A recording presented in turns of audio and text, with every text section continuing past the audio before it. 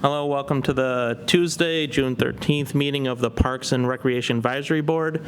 My name's Tim Masterton. I am the Town of Penfield Liaison for, I'm with the Parks Department. So I will actually pass it off to the new chair, head chair. Sure. One of those titles. One of the titles. This is Shri Karnik. I'm the chairperson for this advisory board. And then we have Don, can I pronounce your last name correctly? Hoyler. That's right. Thank you. As our vice chairperson and also note taker. So we can dive into the agenda. We have the agenda for this meeting in front of us. Are there any additions or deletions to the agenda? There's one topic I'd like to bring up. So Bob Ansaldi is the lead of the Trails Committee, and he's not able to attend tonight, but he's been in touch with the New York State Department of Agriculture, and they provided him with a lot of information on the invasive and destructive spotted lanternfly. Okay. And so I've got some literature maybe for Tim, in the Parks Department as sort of the front line out there in the fields and the woods and things. So anyway, I'd like to just talk about that. Of course. Are you okay adding that to the Trails Committee list of updates? Sure. Perfect. Absolutely. We have the minutes from the May 9th meeting in front of us. I want to thank Don again for taking these pretty detailed notes for all of us. Any questions for the last meeting that we had?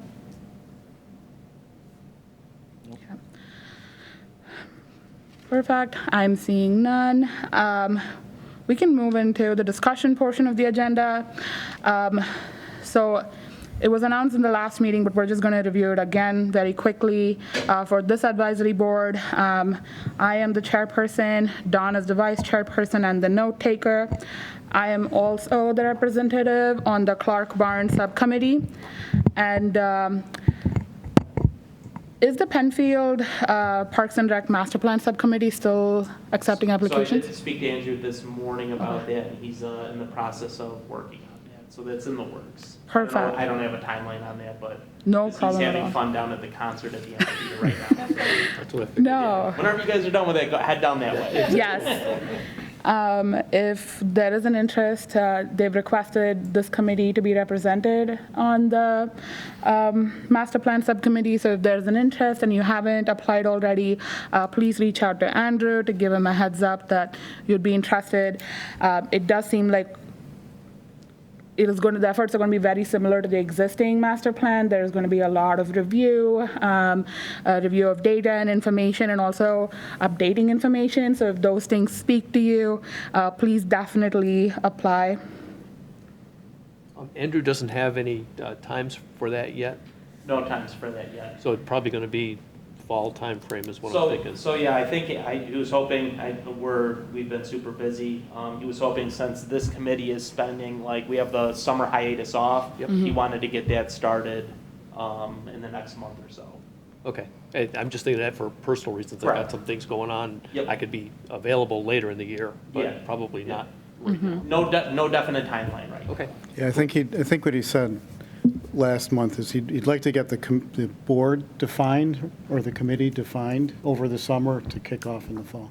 Okay, good, all right. Wonderful. We can shift to the Trails Committee updates. Don? Okay, so summer guided hikes. Last Saturday was a hike at the Veterans Memorial Park. I personally was not able to attend. Bob led that meeting, or that hike. And there were 3 representatives from the Trails Committee, 8 hikers, and they encountered a copious amount of mosquitoes out in the woods. And so they considered that too much to overcome. So they hiked all around the paved path and up to the memorial, but cut it short. So it was about a 45-minute, pretty short hike.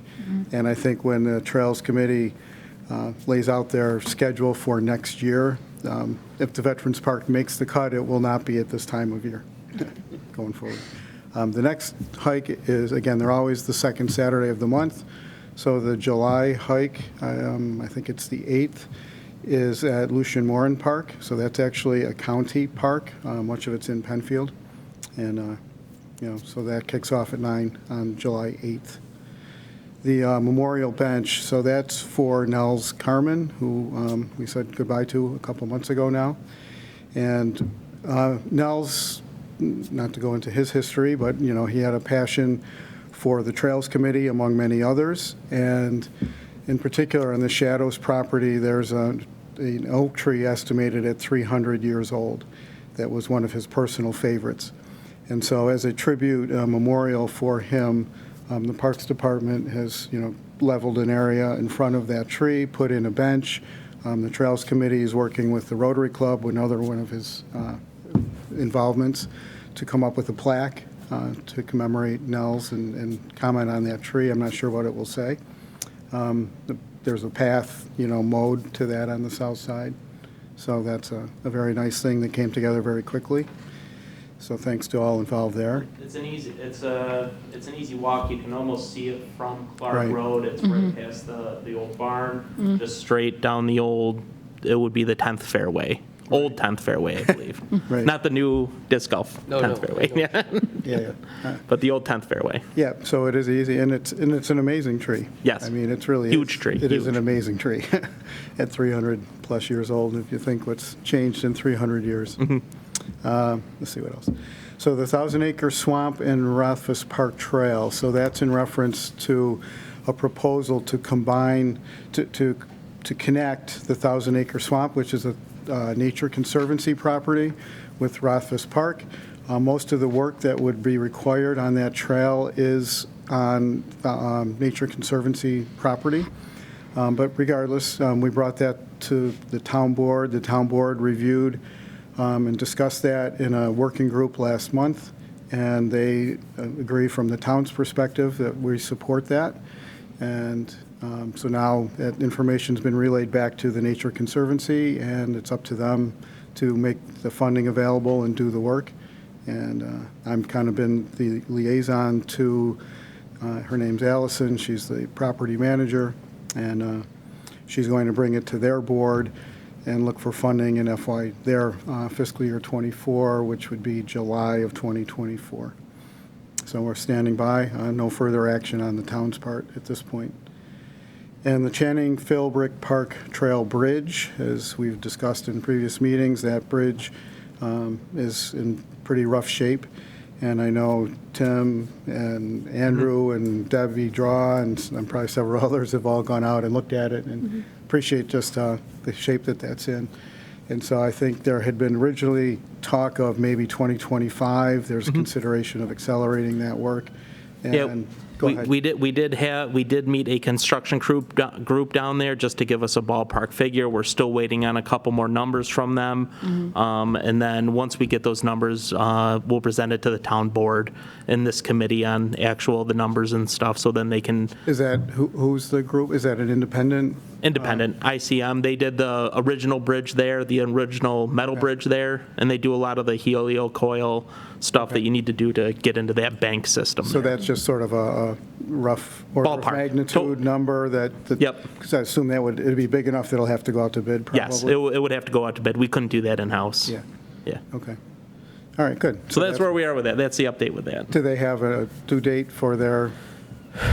Next couple weeks, I know a lot of them are on vacation too. They're trying to figure out their staffing in their office on who's available or not. So should be in the next couple weeks, Perfect, at least for that ballpark figure.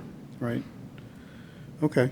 And then the thing I wanted to add is the spotted lanternfly. So it's an invasive insect that has been observed in New York State, just I think for the first time last year. It's rather prevalent in Pennsylvania, New Jersey, so it feels somewhat imminent. The big fear, and it's why the Department of Agriculture is involved, is that they have the potential to really decimate the wine industry, the Finger Lakes. And so they have these laminated cards that we can pass out, what to watch for and what to do, how to report anything that you see. They also talk about the tree of heaven as an invasive tree that's a host tree for them. And if we find any of those, and Tim and I have talked, I'm aware of one in the Shadow Pines property that we'll have taken down. And so there's information that could potentially go on kiosks, so just wanted to bring that up. And Tim can make these laminated cards available. They sent them very quickly to Bob, and they'll send as many as we'd like. So I don't know if you'd want to distribute them maybe to your folks? Yes. Yeah. For their awareness and... Yep, we've taken a couple classes in the past year or two, and that's been a topic of that. Okay. But the same thing, the more information, the better. Yeah, So yeah. we'll pass them out to all our guys. Yep. Okay, great. I think that is the Trails Committee update. Thank you, Don. Any questions anyone has on any of those? Okay. Parks updates? Parks update, just real quick what we got going on. We are starting to get ready for our Independence Day event celebration. That's happening July 1st with the parade starting at 10 o'clock, and then the events at Harris Whalen Park at 6 o'clock with the band, the fireworks, and all that fun stuff. So we've been prepping for that. We have been finishing up a lot of mulching jobs around town, trying to get the parks up to snuff in this short period of time right now. We did set out planters in the four corners. They're little hospitality planters. They're about 3 foot high with annuals in them. So if you drive past there, notice them. That's what we put out there. Shadow Pines Disc Golf Course update. We're still working on some site work. All the posts are in, all the tee boxes are in. I think we're just waiting on final approval on some of the signage for those, and that's a little bit of a long process, but and then we have some site work to do around the tee boxes, leveling them out so there's not that many tripping hazards there. So that's what we have going in the future. You have anything? The only thing I'll add is been able to get statistics from an application called UDisc, which is what many of the disc golfers use, and talked about it the last time. I shared those statistics with the team here earlier, getting them from our friend Jason Rock Phelps. I think it's good to know that they're growing in number, although it's staying pretty much consistent. It's interesting the number of new players that are there, and on behalf of many of the disc players, myself included, want to thank you for all the hard work that your team did. The tee boxes are wonderful. If you're not a disc golfer, but you ever think about doing it, that's a great place to get started. So other than losing discs in the pond occasionally, but that's another story. Anyway, thank you, and we appreciate all the work. Yep. Steve, do you know, is it normal when a new course opens to be really busy for a while and then does it tail off, or is there any? So there's history? usually a spike, like from my understanding with these courses, but one of the things that I've noticed that I've been playing there quite often is there's a consistent bunch of folks, kind of a core bunch of people that show up there. Your team is probably recognizing many of us out there. The stats and everything, the eye test that I see when I go there every day to check everything out, there's a good group of guys or people that go there every day. You can recognize the same cars, you can recognize, Right. you start saying hi to the same people every day, so it's getting used. And there's some tournaments coming up there. So Yeah, I think it'll get more exposure as the year goes on. Yeah. I think one of the things that, after talking to some folks from out of town, is discovered that the course isn't actually as well known yet in this area. Ellison Park is the big driver for this particular city area. But some of the folks were pretty interested. I talked to some guys when I was at Ellison, said, hey, have you checked out Shadow Pines? And they hadn't heard about it. So you're finding, I think we're going to find the numbers increase, but not at a super spike, right? I think they're going to stay somewhat consistent. Thanks. So. Okay, next we have Eagle Scout project presentation. This is Marco, and Marco, you can introduce yourself and take over from here. Good evening. My name is. This is on. Yeah, it's on. Good evening. My name is Marco Costanzo. I'm over here on Jackson Road, Penfield. I'm with Troop 312. Here to discuss my Eagle project. Thank you all for having me. I provided you all with packets if you'd like to follow along. So, my project is to lead scouts to construct display cases for tennis courts to hold schedules for games on the courts. I'm planning on constructing 3 throughout 3 parks: Greenwood, Memorial Park, Harris Hill. Be about 24 by 48, made out of AZEK material, plexiglass. I've received approval from the necessary approvals from my troop. I've gotten measurements from Andrew Berkfitz. So if you turn to the next page, here we have a picture of the display case at PHS. It's not really what the final product will look like, but more of just an idea how the layout will be, or how it will be mounted. Then for the next 3 photos, I have pictures of the various parks, along with an outline of where they will be mounted up on. Harris Hill, Greenwood, Memorial Park, just to give it an idea. Then after the pictures of the courts, I included a SketchUp of the model, of the size, of the different materials, of the will fit in it. Then on the next page, there's more of like a 2D model, just to give just another idea. So then, for the materials to be used, will be AZEK composites, provided by AZEK, plexiglass, other material. Oh, and I also I brought, if you'd like me to pass this around, some material that was provided, just a sample of AZEK composite trim. Nice to use, easy to cut, looks very nice.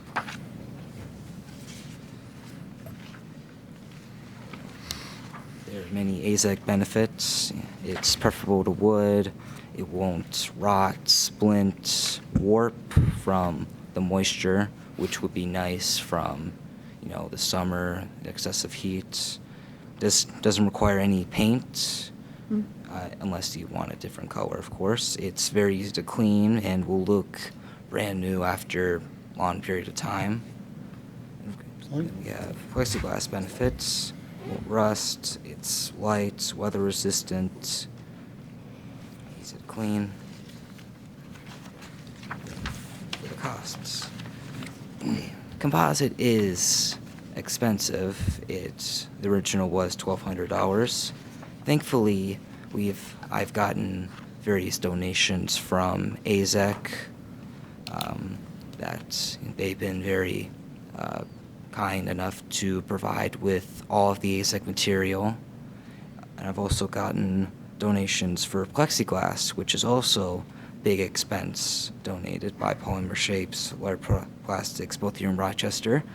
So material expenses should be cut down around $150. And I'm sorry, it's reduced 150, or that's the bottom line number? it's a rough estimate around that number. Okay. Nice. So yeah, before we get into questions, good job, Marco. Good job. We've been wanting to do this for a very long time. We just haven't had the right scout to come up with a good plan for that. If everybody goes back to Harris Whalen Park, the court photo, it's a great photo taken by Marco. We've just had signs put up there with zip ties. It doesn't look the best. We're trying to make the parks look better. That's part of our job, my job, that kind of stuff. And I'm very thankful for Marco to come in with this idea. It's a very needed, very, very needed. Who posts the information? So that would be the rec, because for renting the courts and when there's scheduled time so people can go, it would be up to the rec department. When they have classes there, that's the information that would be up there saying whichever court is being used. So it's usually a first come, first serve Right. type basis. So then you show up there and you're like, oh, there's a class here at 3 o'clock. I can use court 4 instead of. So it's not for the public to go and try and Right, grab and hold right. courts. It's only Correct. the You- public has access if it's not being used. Yes, Per- yeah, it's just more information. It would, I'm just assuming that they'd have numbers for like camps, that kind of stuff, but they'd have to go through the rec department to put stuff in the display case. So all the kiosks to date have been made out of wood, right? Yes, So this is a new, this is new. Good. This is exciting. yeah. Yeah. I don't have a question, but congratulations on getting the cost down. That's really impressive to be able to bring it down to a very Yeah. small fraction, so Yeah. good job. Yeah, I wanted to add to that, that's great work to be able to do that. I love the fact in the presentation, you gave us the pictures of what it looks like now and the outline to show us where the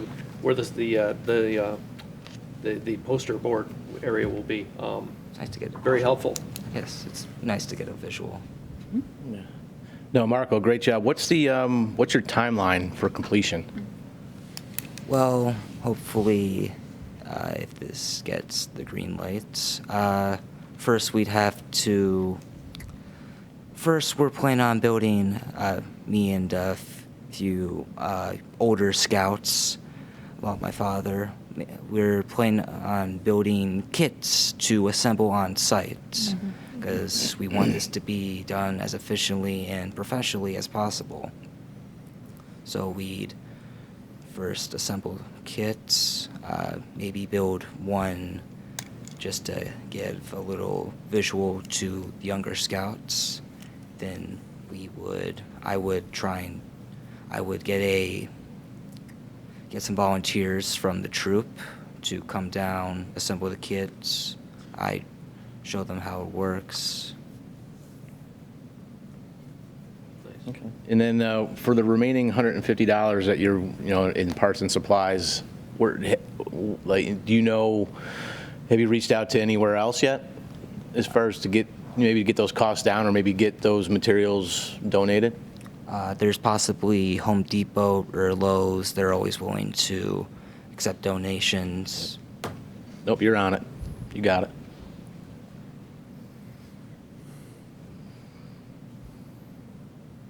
Any other questions? Great work. Nice work. Thank you. Well done. Awesome, thank you, Marco. Yes, thank you for having me. Yep.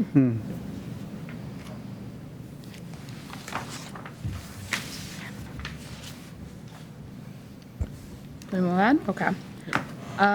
So we'll move on to the rec updates. So Andrew is not here because he's busy setting up the concert. So I did receive a few updates from Andrew. If you have questions for any of these, this is something we might have to discuss via email and then add it to the minutes since Andrew is not here, and I'm sure Tim is going to answer whatever he has context for. I'll try. Yes, you'll try. You'll do better than me, so. So we'll go with the summer 2023 programming for aquatics. Summer swim lessons are back in 2023 with registrations open for upcoming summer programs.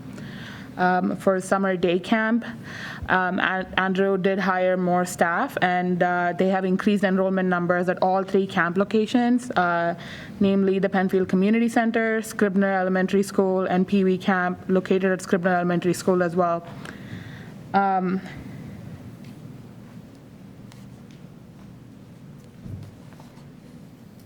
For the youth sports camp, I don't see anything in my notes, but there is one addition. It's a part of a separate section, but I'm assuming Andrew hoped to add it to the youth sports camp section. Daytime education at recreation, also known as deer programs, are to be held at the Dolomite Lodge Monday through Thursday during summer months, so July through August. Upcoming town events and the summer concert series. The summer concert is happening every Tuesday from 6:30 to 8 p.m. at Penfield Amphitheater. The one last week was canceled, the first one in the series, due to just the smoke and the haze we were experiencing. So today's concert will be the first one. It is starting in a few minutes. And so if you are able to, after the session, please go and support the efforts. The Independence Day Parade takes place Saturday, July 1st, starting at 10 a.m. from Penfield High School to Penfield Road to Penfield Community Center. Can I ask a question on that? Yes. So it starts at 10, and you've probably been part of this. What time do people actually have to arrive to So- assemble and all that? So we shut down the roads at 9:45, and if you are part of the parade, I believe Sabrina Renner with the rec, you have to be at the high school at 8 o'clock. 8 o'clock? Yes, To 8 walk. o'clock. Okay. Yep. It's a long day. But yes, if you're part of the parade, it's, I believe it's 8 o'clock, but that's something we'd have to check with Sabrina Renner, Okay. who's in charge of putting the parade together. But for everybody out there, we do shut down the roads at 9:45, so get to where you need to be by then, or else you're going to be waiting. Oh my gosh.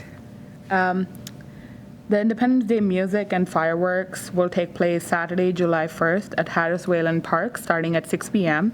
with music from Back to Rock bands and headlining band Allegro from 8 to 10. Food trucks, vendors, bounce houses, and other activities will be at the event. Fireworks from Young Explosives will start just after 10 p.m. from the top of Harris Wayland Park. Next update, bike rodeo event takes place at Penfield Community Center's parking lot on Thursday, July 13th from 4 p.m. to 7 p.m. And the rec team right now is working with a lot of outside groups and organizations for events over the summer, like fundraisers at the amphitheater, disc golf tournaments, sports tournaments, and many other events in Penfield. So they're busy this summer, is what Andrew was saying. Yeah. Any questions that I can engage in some conversation via email, or you're welcome to email Andrew directly as well? It's great that they've been able to add staff and increase the numbers and such. Agreed. That's Yeah, I really, think that I haven't talked to Andy, but I think the enrollment for camps has been able to increase because my kids came off a couple waiting lists. So I assume Yeah. they weren't at the top either. So Right. I assume Okay. that they've let in a decent number of kids that were on the wait list, which is Yeah. a great thing. Yeah. Especially for local people looking Right. for camps. yeah, right, Tough to right. hodgepodge together your summers sometimes. Is there still a long waiting list, do you know? I think that the waiting list was very long. I don't know how, I don't know what the numbers look like, but there were some that were like Yeah, it's a popular triple program. digits, yeah. Oh, wow. Yeah. Wow. Yeah. Oh, 'Cause my kids were like 65 or something on at Right. least 1 week. Yep. And I signed on to get them on the list pretty quickly after it opened up, so. Let's see. I'll move on to the Clark Road Barn Committee updates. So we had our first meeting on May 15th, and the committee is big enough that there is diversity in representation. So what I mean by that is there is enough staff from the town, engineers, compliance staff, like the folks that are aware of like codes and zoning, and then there's representation from the community and other committees as well. I want to say that this committee at least has like 15 to 18 members, so it was pretty big. So for the first meeting, anything done yes, I know, it was a big committee. And there was presence from the community as well. And so for the first meeting, one of the things that we talked about is really how this committee is going to work together. And so no particular decision was made apart from kind of stepping into what I'm calling this discovery phase of collecting a lot of information. But the person leading the committee, Carrie Ivers, the direction that she envisions for the committee is for us to evaluate multiple possibilities. So everything ranging from completely fixing the barn and not using it in any capacity to demolition. So there's a whole range of possibilities to consider. And as a part of the discussion, it came out that I think we started with 6 possibilities, and then there was an understanding that we need to add maybe 2 or 3 more to consider a few other options that weren't on the initial list. So we're going to work through these multiple possibilities, and as a committee, discuss each possibility to say, you know, what type of resources will we need? How will this impact the community moving forward? And so the goal is to have this objective review of multiple possibilities and then come to some consensus as a committee to decide which possibility to move forward with. And so I do not have the options with me in front of me, but the minutes are shared, and so I'm happy to connect that, share those out via email or attach it to this meeting's minutes. But as of right now, there is a goal for this committee to have like an on-site visit to just see the structure from outside. We're not allowed to enter it. It is deemed like unsafe for entry or kind of inspection internally. I know that has created some conversation among committee members about, you know, I wouldn't necessarily say pushback, but like a strong interest in wanting to go inside and see what it looks like. And so I know that the town is working on getting drone imaging for the inside because they already have it for the external structure. But the committee meets again on June 28th and July 17th to discuss how we want to review these possibilities, possibly have like a rubric of sorts to evaluate all options consistently. But that's where that committee sits as of right now. Do you know if there's anywhere that has like the history of the Clark House and the Clark House barn kind of consolidated? Because I want to have an opinion on it. Mm-hmm. And I've looked through Google, and I'll find like a sentence on one side or a sentence on another.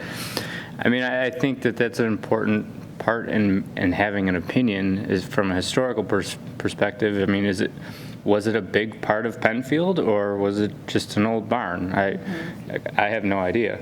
Yeah, and I mean, The local history room, I don't know how much information they have. I don't know. That's what I would say. I think that would be a good place to start. Like how long it was sort of a private property operated as a golf course, and if they sort of have any information from like predating that. But that would be my suggestion, is the local history room probably. Yeah, I think there's a fair amount of information on the Clark House. Yeah. I'm not so sure about the barn, though. Yeah. But historical society is good.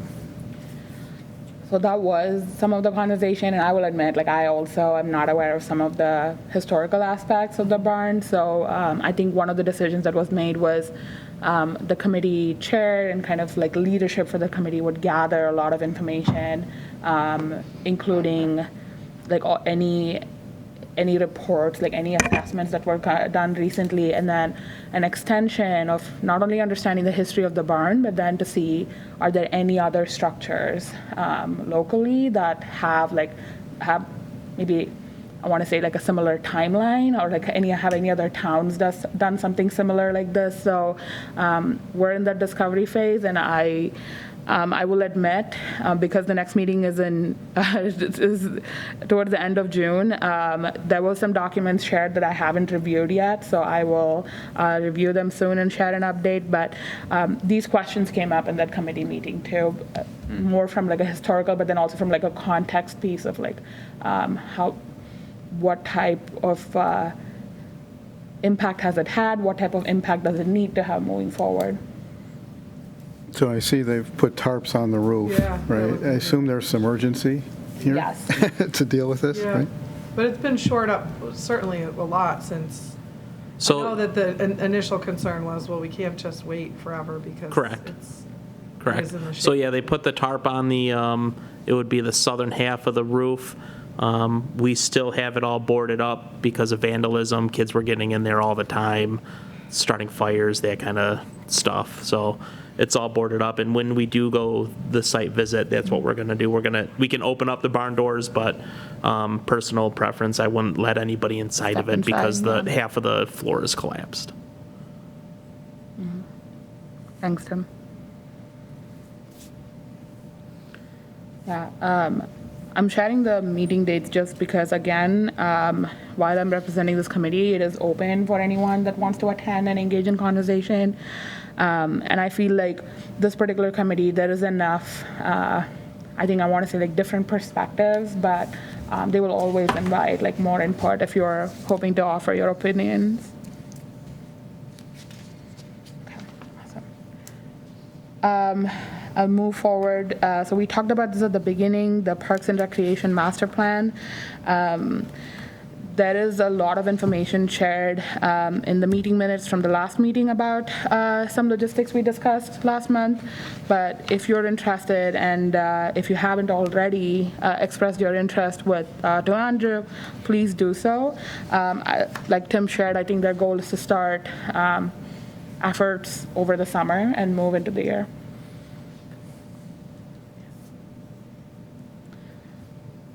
Moving to other business, Eagle Scout project updates. So yeah, the orienteering course at Shadow Pines property, I actually put the final signs up in the kiosk there. There's a QR code, so it is open for business. You can go there, use the QR code, follow the maps. I haven't done orienteering in about 25 years since I got the merit badge. So it's a good start. They just opened it. He just finished up. It looks great, so give it a go. Nice. Thank you. Does it go throughout the whole park? It is the front 9 and and the back 9. The old front 9 and the old back 9. Okay. I forget how many different stations there are. I want maybe 36 different poles, or I forget what they're called, orienteering posts. Nice. Thank you. So we have no held items, no old business, and no new business. We do not. I don't know do we have public feedback? I don't know phone calls. It doesn't look like it. I don't think we take phone calls on this committee. One thing I want to, so I'm not sure the difference between held items and old business exactly, but in the notes, I capture action items. And it would seem to me that maybe we could include those as old business. And so, Yeah. and because having action items that you don't act on isn't very useful, right? I would say, yeah, put that under held. Held? Yeah. Held. So then Okay. we get more information. Yeah. We can Yeah, make a there really decision. wasn't anything for this meeting, so I thought I would just bring it up here and do Oh. that going forward. Okay. That makes a lot of sense. Thank you, Don. Awesome. So our next meeting is on September 12th. We don't meet next month. We get the summer off. Yes. And I think from my understanding, the timeline is that we will get the committee the agenda at least a day before the meeting, but then publish it to the website as well. So that'll be the timeline Don and I will work on. Yep. Okay. I think we should try to have like a draft, maybe a week or so before, so agree. people can Okay. provide input if they would like, and as a reminder. I'll pass that along to Mr. Erkvitz. I know. I So think it the- wasn't clear to me whether, who's responsible for the agenda now. Does No. that fall to No, you you're and I? fine. I technically work with Andrew to put it together, and Andrew was nice enough to share this template. Yeah. I think last week with event cancellations and everything, it kind of fell off the radar, but our timeline initially was like 5 days before the meeting. Yeah, something And like so we'll that. try to work on that, but I'm going to call, I think I did, but I will continue copying you on those emails for putting together the agenda. Sounds good. So I know with other committees and things like that, we try to get, say if we meet on today's Tuesday, right? We meet on Tuesdays. They try to get things all squared away on Friday, so they're not adding stuff in last minute. So even like a couple days before, like the Friday before, by noon, we try to get all the other information in. So we could try to use that as a hard Yeah. deadline for new items or scout presentations or anything like that. Sounds good. Do I turn it to you to Oh, wrap you us up? can close it up. No, I think you should. Oh, okay. So that concludes our June 13th, 2023 meeting. It is 6:40 right now. Thank you, everybody, and head down to the concert. Yeah. Thank you.